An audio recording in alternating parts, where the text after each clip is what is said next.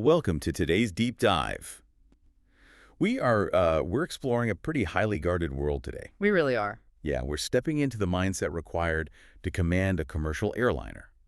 Specifically, we're unpacking the essential captain mentality, the exact mentality required for A320 pilots to survive and pass their first major airline technical and behavioral interview panel. And it is a notoriously rigorous gauntlet. Oh, I can only imagine.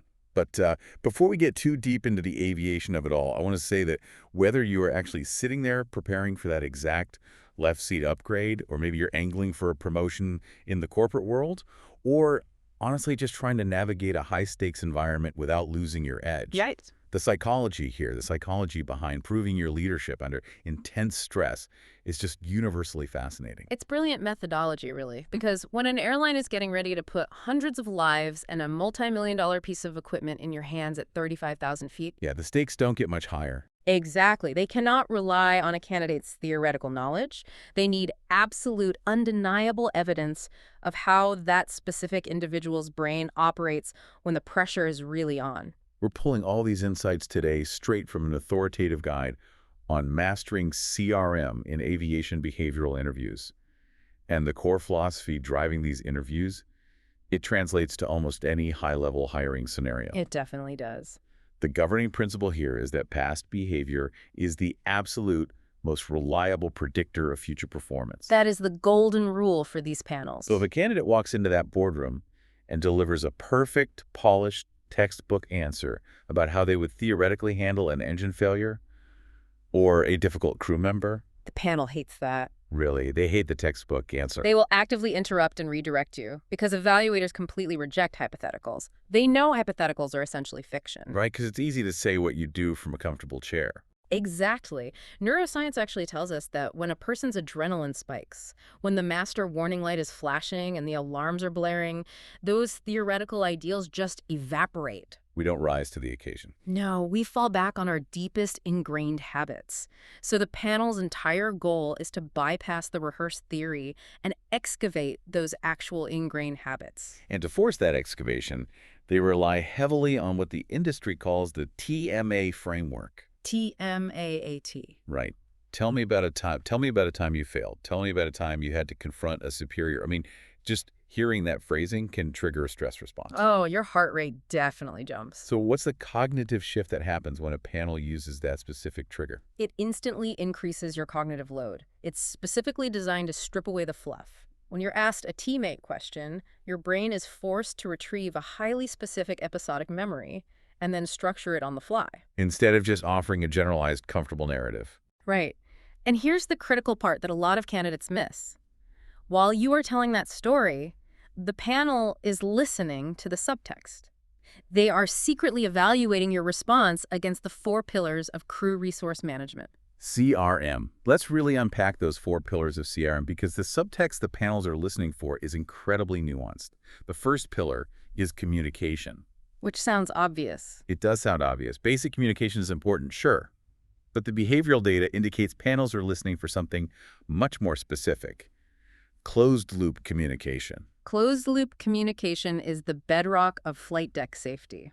Tell me more about what that actually looks like in practice. Well, the panel isn't just listening to see if you speak clearly. They're listening to your story to hear if you habitually confirm that the message you sent was actually the message received and understood. Ah. Okay, so it's not just talking at someone. Right. It's the difference between an everyday manager saying, make sure the report is done. And then just hoping it gets done. Yes, exactly. Versus an A320 pilot saying, turn heading 270, and then actively waiting for the first officer to respond, turning heading 270.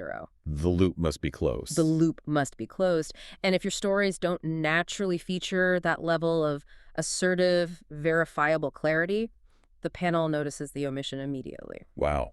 And that level of discipline takes serious effort to build into a daily habit. Yeah. Which brings us to the second pillar they evaluate, which is leadership and teamwork. Yes. And specifically here, they are looking at the candidate's ability to flatten the authority gradient. Mm-hmm. We're going to dig deep into the mechanics of that in a minute, but at a high level, It basically requires a pilot to influence the team and solicit input without letting ego dictate the environment. Which is much harder than it sounds when you are the ultimate authority on the aircraft. The captain's word is law, usually. Right. And that ability to manage your ego feeds directly into the third pillar, which is workload management. The evaluators are deeply interested in how you handle task saturation. Task saturation, I love that term. It happens to everyone.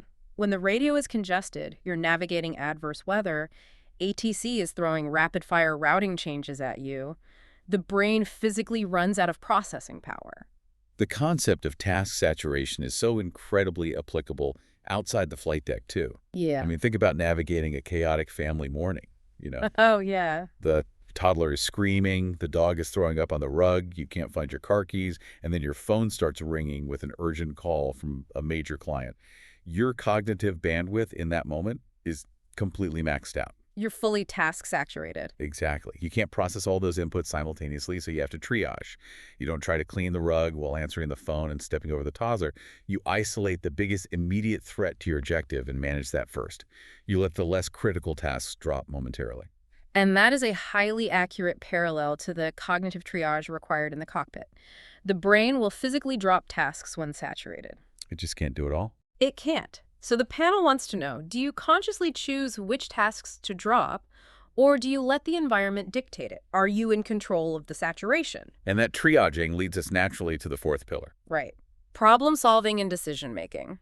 Under severe time pressure, does the candidate's logical analysis hold up? Exactly. For a future A320 captain, the panel is relentlessly evaluating whether every decision made in that past scenario prioritized uncompromised safety over commercial pressures. Or scheduling constraints, getting there on time. Safety is always the absolute trump card. Okay, so knowing that the panel is secretly scanning for these four pillars, communication, leadership, workload management, and decision-making, how does a candidate actually structure their response to prove they have the right mentality? This is where you need a framework. The STAR method. Yes. Situation, task, action, result, learn it. Now, we see the STAR method in corporate interviews all the time, but that L, the learned component at the end, that seems to completely change the trajectory of the answer. It really does. The STAR framework enforces a brutal narrative discipline. An airline panel simply does not have the patience for rambling, heavily contextualized anecdotes. They don't want your life story. They want the raw data. They want the situation you faced, the specific task at hand, the exact actions you took, the result, and crucially, what you learned. That L is the differentiator. Yes, because it demonstrates self-reflection and adaptability.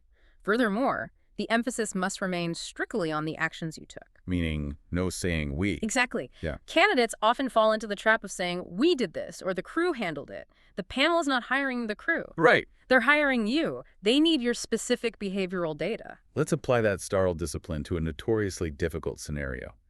The panel leans in, the boardroom gets quiet, and they say, tell me about a time you disagreed with a captain or a superior. It's a classic trap. We all know how dangerous a steep authority gradient is in the cockpit.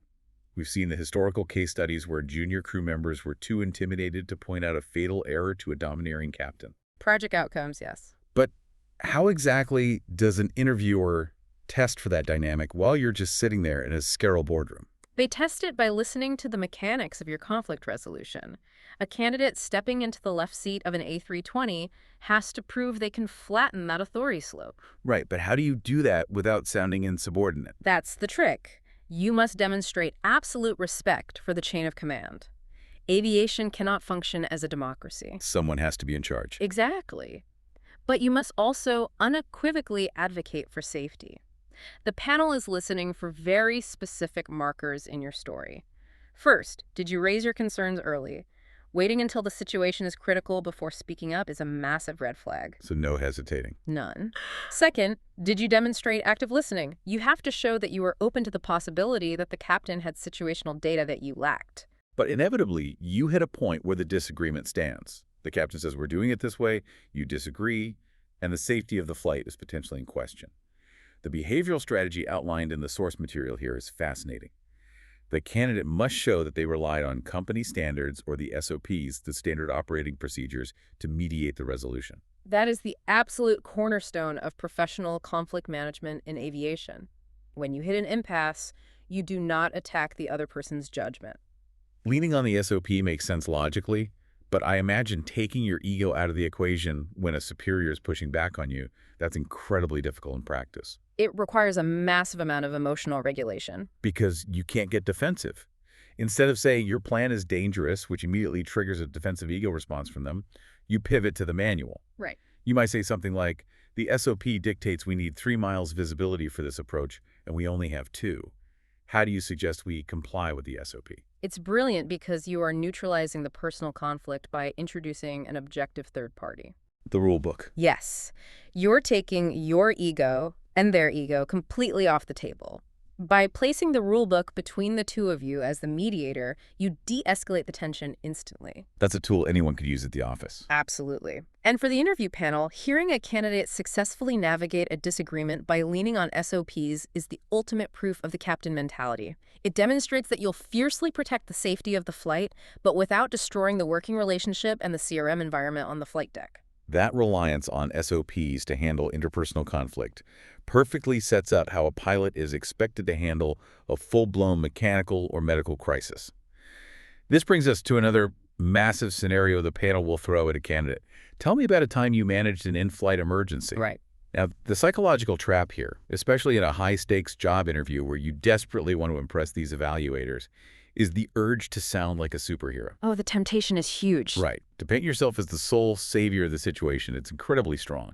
And yielding to that temptation is a surefire way to fail the interview. Really? Yes. The aviation industry has spent decades and heavily invested in CRM training, specifically to eradicate the lone hero mentality. A maverick mentality. Exactly. No matter how technically proficient a single pilot is, a human brain operating in isolation under severe stress is highly susceptible to cognitive tunneling and errors. Cognitive tunneling. You focus on one dial, one problem, and you miss the mountain you're flying toward.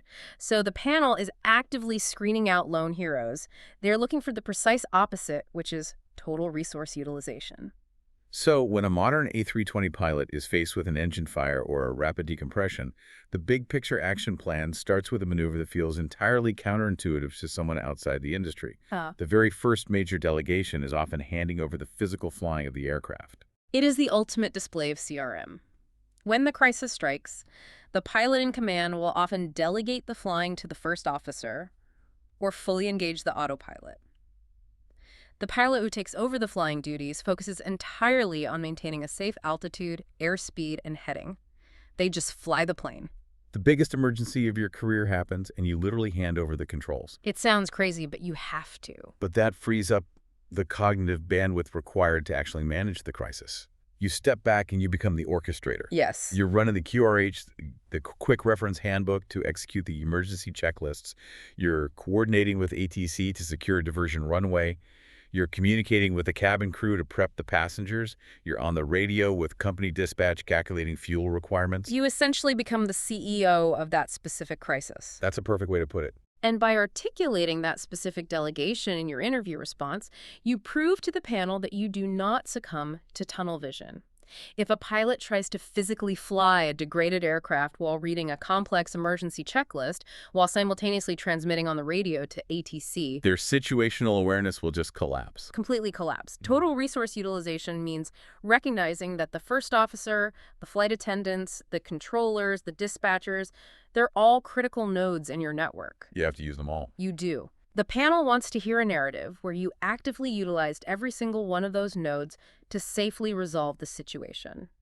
They're hiring a conductor to lead an orchestra, not a soloist trying to play every instrument at once. All right, let's look at what is arguably the most intimidating part of the entire behavioral panel. The evaluators look across the table and they ask, tell me about a time you broke a rule, failed a check ride, or made a critically bad decision. The dreaded question. The candidate is sitting there, right, trying to present themselves as the ideal, highly competent A320 captain. And they are forced to lay out a failure. What is the psychological profile the panel is actually testing for here? They're testing your relationship with reality. Your relationship with reality. Yes. Because the aviation industry operates on the fundamental truth that human error is inevitable. Even the most decorated, highly experienced veteran pilots make mistakes. Everyone fails. Everyone. The panel is not searching for a mythological pilot who has never failed. They're testing for resilience, deep self-awareness, and most importantly, trainability. Trainability. They need to know if you possess the capacity to look at your own failure objectively, dissect the root cause, and implement a fix. So the required strategy here is radical accountability. There is zero room for hedging. If a candidate says, well, I failed that simulator evaluation because the instructor was overly harsh and the weather parameters were unrealistic. The interview is effectively over right then and there. Wow, over. Yes. Blaming external factors indicates a catastrophic lack of self-awareness. A future captain must state the mistake clearly and take total ownership. No excuses. None. But the true mastery of this question lies in how you explain the failure. You do not simply say, I messed up. You must identify the underlying CRM breakdown that led to the error. You use the industry's own psychological language. Right, like we talked about earlier. Exactly. You explain that you allowed yourself to become task-saturated, or that you were suffering from acute fatigue which degraded your cognitive function, or that you experienced a total loss of situational awareness due to a specific distraction. Which brings us right back to the secret weapon of the Starl method, right? The L. The learned pivot. Yes, the learned pivot. Once you admit the mistake and correctly diagnose that CRM breakdown, you have to immediately pivot to how that specific failure permanently altered your operational habits. You don't just offer a platitude about learning your lesson. I'll try harder next time. Right, that's not enough. You have to provide concrete evidence of the new behavioral protocol you built for yourself. You show them the structural change in your routine. Can you give an example of what a good candidate would say? Sure.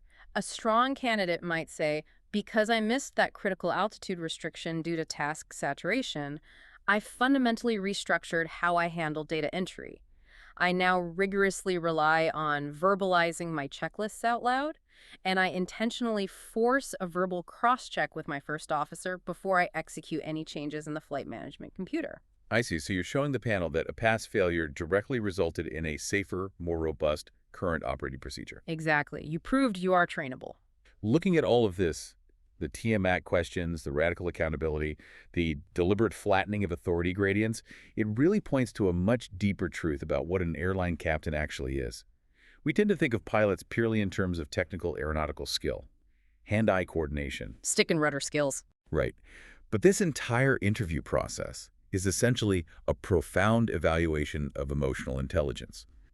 Being able to sit in a high-pressure environment, look an evaluator in the eye, and openly dissect your own vulnerabilities without getting defensive, that requires immense psychological strength. It really does. It proves to the airline that you are constantly vigilant about your own human limitations, which is what actually keeps a flight deck safe. It's the defining paradox of the captain mentality. The paradox. Yeah.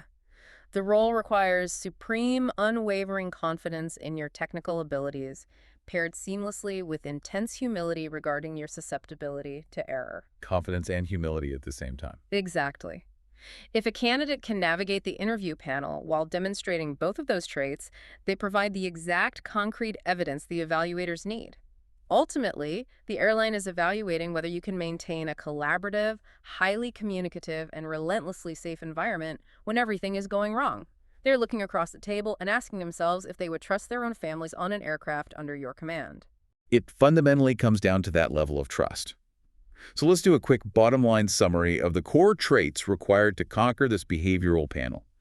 To demonstrate the true A320 Captain mentality, a candidate must actively reject the lone hero syndrome and embrace total resource utilization. Right. They must rely on SOPs to navigate conflict and flatten authority gradients without letting ego intervene. They need the discipline of the Starl method to keep their narratives tight and action-oriented. And above all, they must embrace radical accountability when analyzing their own past failures. Mastering those elements proves that you understand the deep psychology of crew resource management, rather than just reciting the textbook definitions. It really is a masterclass in performing under pressure, and it leaves me with a final, slightly provocative thought for you, the listener, to mull over as we wrap up. This entire deep dive has been built on the aviation industry's core premise, that your past behavior is the absolute best predictor of your future performance under stress. So take a moment to reflect on the last time you experienced a minor conflict at work, Or the last time you made a noticeable mistake on a project? How did you actually handle it? It's a tough question to ask yourself. Did you get defensive? Did you deflect blame onto the software or the client? Or did you lean on objective standards, own the error, and adapt your process?